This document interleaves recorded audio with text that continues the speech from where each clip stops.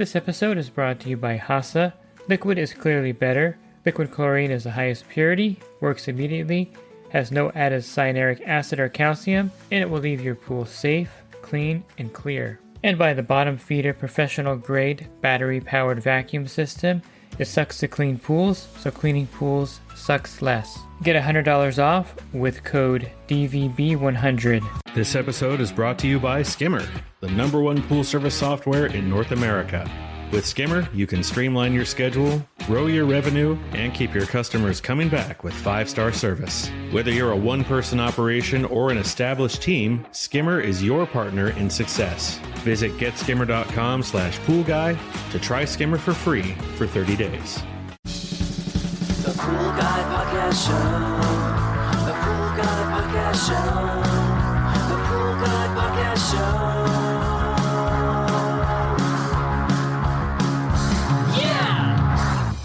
Hey, welcome to the Pool Guy Podcast Show. In this episode, I'll be joined by Sean Reardon of UPA. He's going to talk to you about some insurance horror stories, and these are always kind of interesting to hear.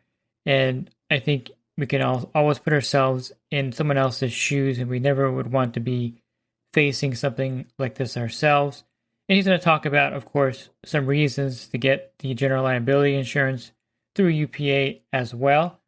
And then there's a part 2 that will follow this episode where Sean talks about the 3 typical claims that they get, the 3 categories of claims that UPA gets, and how to, of course, avoid these claims against your business. And at the onset of this episode, I'm going to go ahead and play the UPA ad here, and you can see the insurance rates. Before we get into the episode, you have an idea of how much it costs for the insurance. And of course, you're going to want to get the insurance after listening to this episode.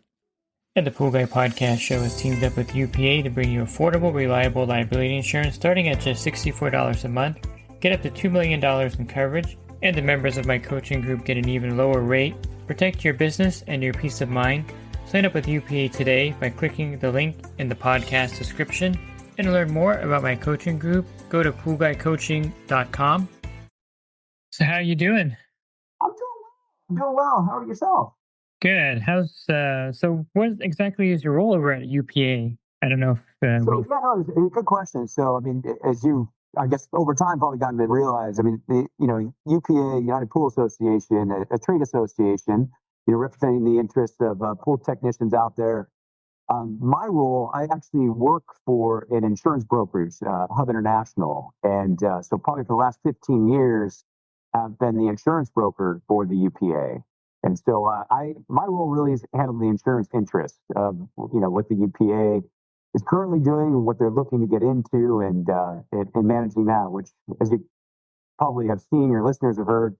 I mean, the insurance landscape has been challenging, so it's takes a little more, involvement than it did 20, 30 years ago. Yeah, for sure. The history of UPA, though, they're not really just a insurance company. They're actually a group of professionals that get together. Yeah, thank you. Yeah, so it's a really rich history, and it goes back before I was even born. So this is back into the '60s. A group of smart techs kind of got together, and a bunch of single polars, and said, "Hey, I want to take some vacation." And when you're in California, you're servicing pools all year, so it's it can be challenging just trying to get away with your family, whatnot. So they said, "Hey, why don't we just form a group? And when I'm taking a vacation, you cover my pools." And so it's kind of a really general sort of sick route coverage, except for vacation purposes. Mhm. So much better thing than sick route coverage, right? And over the years, it evolved. So obviously, groups were formed with the United Pool Association, which we call chapters, and these chapters evolved to the point where they were providing sick route coverage generally for the guys. So it was sort of like a built-in disability, for taking care of their members and vacation, really just to help each other out. And then probably about the '70s, David, the insurance idea came up and said, "Hey, we could probably be doing this a little better." And so again, there was some changes as far as the organization was concerned, but in its infancy, smart broker, smart board members from the UPA put together a what you call sort of effectively a group policy. So really, economies of scale to help put something together to help guys save money on the insurance, and probably more importantly, Dave, getting an insurance policy that's geared for what our techs are doing. And so yeah, and then over the years that's evolved. And I'd like to say that I could take credit for a lot of this, but it's really just all the hard work was done early. Yeah. Oh, I guess I got ahead of myself, but I'm joined by Sean Reardon of UPA. And Sean, any relation to the former mayor of Los Angeles? Yo, good question. I get that a lot. It's actually spelled differently, so thank you, Okay. Ellis Island. But I'm REAR, where of course the mayor RIO. But I did used to work downtown, so I'd have breakfast at that spot, his bar next door. So yeah, rich history. If I was related to him, I probably wouldn't be working right now. Right. Yeah, I don't think people know, but he had like a famous restaurant in downtown, right? Yeah. It was off of was it Fig and Ninth, I think. But yeah. So Yeah. So I think we're going to talk today more about the insurance, of course. That's one aspect that we're going to discuss. And I guess we can start by saying they'll hear it a little bit later in the podcast, but there is a little plug for UPA about the insurance membership. We'll get to that too, how they can join. But let's go over some interesting things. So I think people like stories. They like to hear things that have happened to people that have gone wrong. And it's a good way to prevent them from making those same errors. I think, you know, you've heard this quote, learning from your mistakes is wise, but true wisdom is learning from other people's mistakes. I use that often when we have our meetings. Except I butcher it, but it's I'd much rather learn from others. Yeah. Create my own. But no, it's absolutely. And we've got I'd like to say it's great for content. We've got a lot of claim stories. Obviously, we try to prevent the claims from occurring to begin with. Mhm. But what I would say, I'm happy to get into these scenarios, David. But I want to point out first, if it's okay, Yeah. you know, what your listeners are involved with. So as the service repair technicians, it's a very unique space. I mean, and I have a lot of respect for these folks. You think of everything they're touching: electrical, plumbing, chemistry, mechanical processes. It's a very complicated business that your listeners are involved in. And the insurance policies, the way they're written, are not geared for that. And so what this presents is a challenge for the buyers to get an insurance policy that is actually structured for what they're doing. So it's covering what their exposure is. And I'll give you a real life example of this. All insurance policies have what they call a pollution exclusion that's buried in there. And it's a very broad exclusion. And what the intent is to basically not cover situations where you start thinking about those, chemical spills, overturned trucks, those big kind of incidents. But that can get really broadly interpreted to do a lot of what our guys are doing. You think about, managing water chemistry. It's all about chemicals. And we had a situation where one of our techs was hired on as a independent contractor to install a heater. And so he was hired by another service company. He was installing the heater in an apartment complex. That heater was in a closet that actually shared a wall to one of the units. So as he was installing the heater, he was missing some parts. So he had talked to the on-site manager, said, "Hey, just make sure nobody turns this thing on. I'll be back shortly." And of course, Murphy's Law, somebody turned this on. So the heater was not vented appropriately at that point. And so when whoever had turned this heater on, the tenant who was there ended up allegedly getting carbon monoxide poisoning. Survived. And for a lot of people that know about carbon monoxide, you don't necessarily die, but you can have very long stem effects. And it's a serious issue. What happened was the service company got sued. And the service company was going through it, found out that their insurance policy stuck to this pollution exclusion and denied the coverage. So that service guy had to go out and hire an attorney, who then was actually realized, hey, you didn't actually install this. You hired a guy, our guy. And so they had actually filed what's called a cross complaint, but brought our guy into it. And so our guy's insurance policy responded to this. It ended up only settling for about $40,000, with another $40,000 in legal fees, which is always the case. Now, this again, to highlight here is that had we not modified that exclusion, it's entirely possible the end result would have been the same for the guy who'd hired him. And these are the ones that keep people awake at night. Where you get the serious bodily injury claim that can be financially devastating if you get pulled into this. And to highlight this, and I'm sure a lot of your listeners know this, Dave, but the general liability policy, really doing two things. You've got a very broad duty to defend, and that's one of the things that's the big deal. Is you want that insurance company to basically hire the attorneys, take over, because nothing's more daunting than getting served, and they're really not knowing what to do. And then the second part of that is to actually what they call indemnify, but pay the claim. So whatever the damages are, to make the claimant whole. Now, that duty to defend is very broad in California and broad in a lot of states. However, these exclusions can and do bar coverage in a lot of cases. And so it really becomes important to, at a minimum, just talk to your broker to know, hey, am I okay here? And so that's one of the reasons we structure this. So that's just a kind of an example of why choosing the right policy is important. It's just like any business out there. I was at a restaurant last week and there was a lady getting up with her baby, getting out of her seat, and her purse got stuck on the baby seat and almost fell with the baby in her hands onto the floor. And in my mind, I'm thinking that would have been a pretty big claim for that restaurant, because the floor was wet, it was raining, and all these would have. So they have insurance, of course, for things like that happening. You're running a business, even though it's not a physical building in most cases.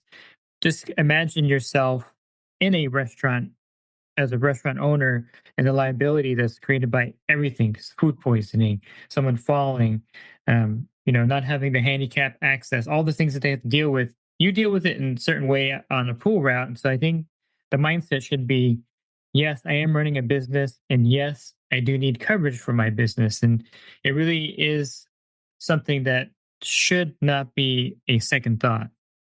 Yeah, no, I'll tell you, and this one I think is really, really important. Earlier, we had one a few years ago, and it was unfortunately a situation where they were using trichlor at the pool, and he ended up using cal hypo and ran through the skimmer line. And for I'm sure all your listeners are aware, but cal hypo being an oxidizer, it doesn't play nicely with trichlor.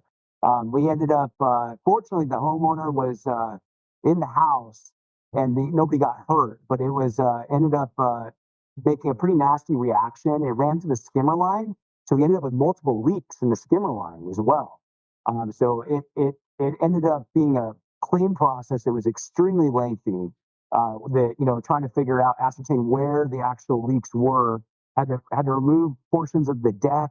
It was a real mess, but it really highlights the fact that the amount of oversight and regulation with respect to chemicals, and how you're really, depending on what you have in the back of your truck,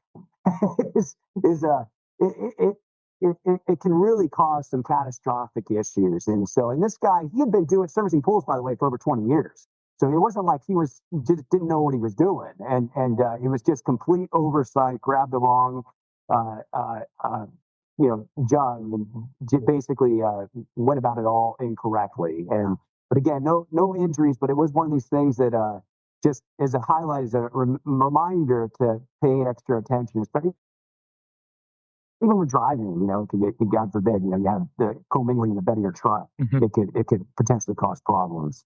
A funny one, we had a guy who had hired a new employee and gave him the pools to go handle. Didn't do a very good job training him. The homeowner ended up calling our guy a while and said, I've got these like 8 hockey puck stains in the bottom of my dark gray pool. And so the guy was telling me, he said, Sean, I could not figure out what was going on. So I finally asked my employee, I said, hey, what are you actually doing, Turns out the guy was taking the trichlor tabs and just frisbeeing them into the pool. So, so it was no training. It didn't explain the whole floater thing. So he was just throwing these things into the pool, and it was definitely. I don't know. It was kind of one of those like head scratchers of like, oh, okay. I guess if you didn't know any better, maybe it would just seem like a logical thing to do. That sounds logical now that you say it like that, because it sounds like they would just dissolve like Pepto-Bismol, or Alka-Seltzer, I should say. That's the one I was thinking of. So yeah, it makes sense. Do you have anything else unusual? I'll tell you, yeah, this one was an interesting one. We had a guy. This is kind of one of those kind of good deeds never go unpunished. But he was actually servicing a fountain, and he got to he was in the back just to kind of check the pump, and the pump lid was translucent. He saw that it was just algae all over, and he's like, "Oh my gosh!" So he put some chlorine in, and then was walking around to go kind of scrub the fountain. And as he gets to the front, he realizes they have a koi pond. And so he had actually chlorinated the pond on accident. So he got out there and quickly realized, oh no.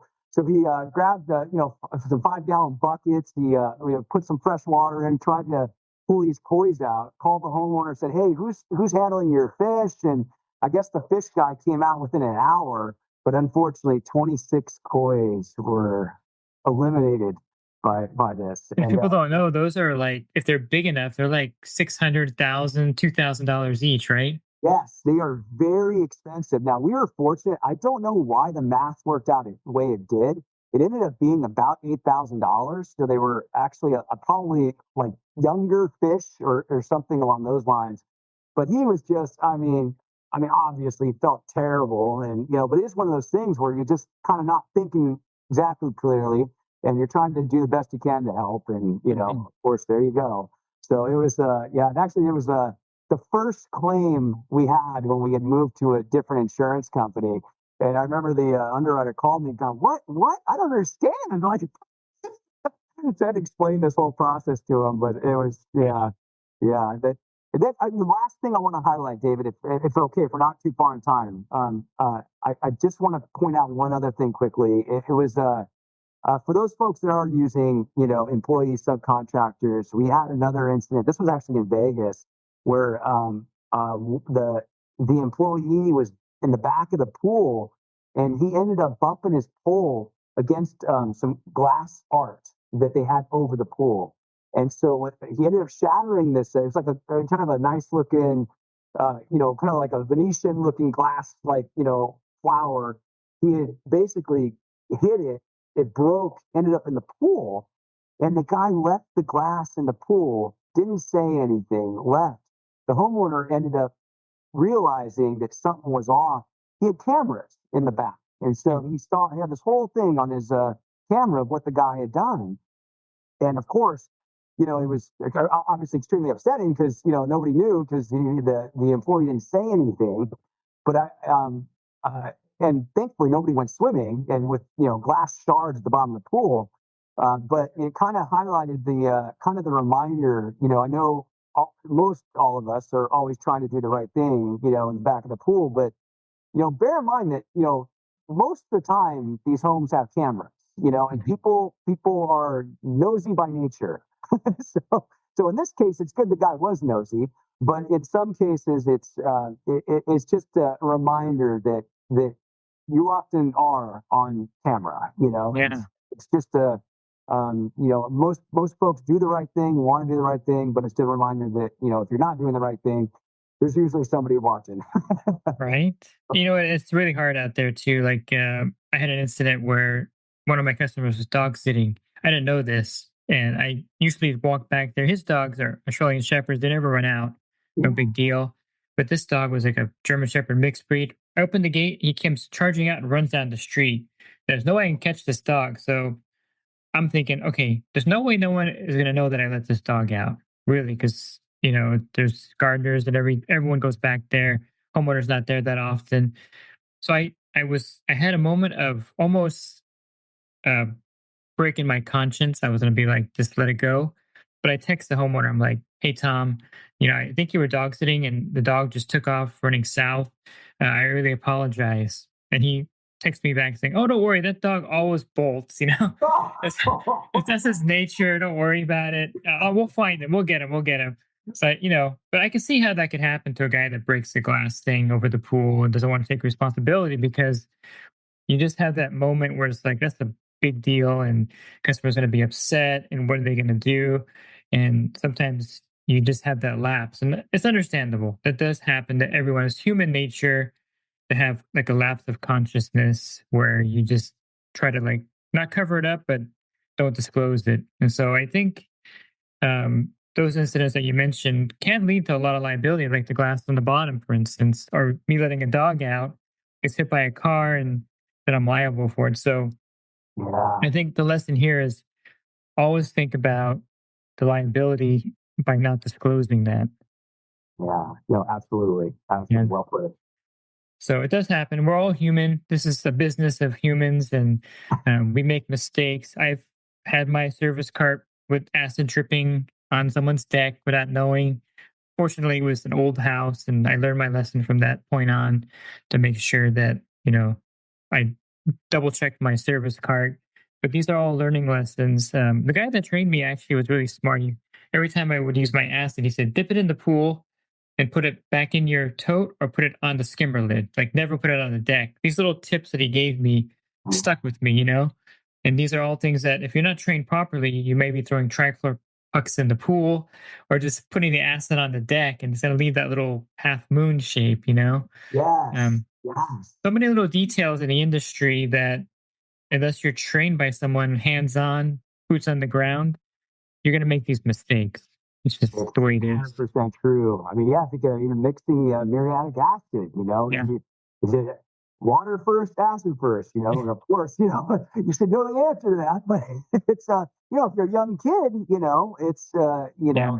just the training level. I think you hit it on the head. Yeah. So I think it's great that the insurance is there, and it should be utilized by everyone. And if they've heard the commercial during the podcast about it. But I will say, to bring everybody to ease, everybody that's listening, I would say 80 to 90% of you, just by law of large numbers, will never have a claim. Now, look, get the insurance, because you don't want to be the 10 or 15% that does and don't have insurance. But it's the way it works. So, Yeah. Jake, very much appreciate you having me on. And, Yeah.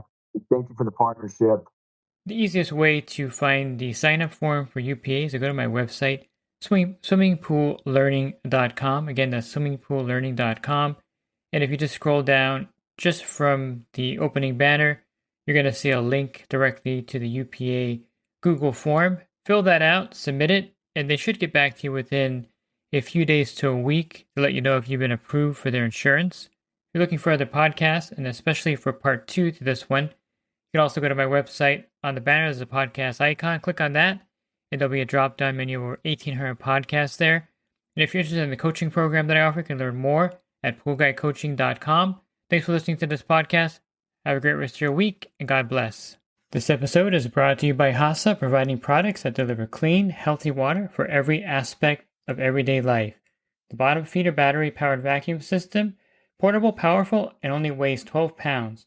And Skimmer. Get Skimmer, America's #1 pool service software. Podcast listeners can try Skimmer for free at getskimmer.com/poolguy.